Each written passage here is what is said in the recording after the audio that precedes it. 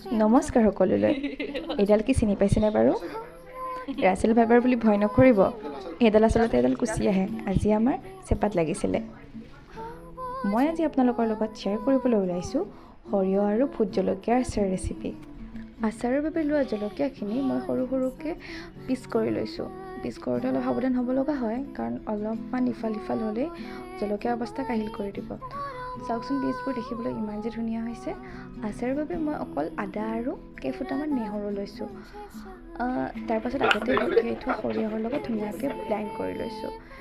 কেৰাহী এখনত তেল গৰম কৰি লৈ তাতে সৰিয়হখিনি পেলাই দিছোঁ। অলপমান ভাজিছোঁ আৰু প্ৰয়োজন অনুসাৰে নিমখ, হালধি আৰু জিৰা গুড়ি এড কৰি দিছোঁ। কিছু সময় ভজাৰ পাছত তাতে জলকীয়াখিনি দি দিছোঁ আৰু এটা টেঙা টেঙা ভাৱ আহিবৰ বাবে অকণমান নেমু চেপি দিছোঁ। আৰু এয়া হৈ গ'ল মোৰ ভোট জলকীয়া আচাৰ ৰেডি। চ' আজিলৈ ইমানেই আছিল।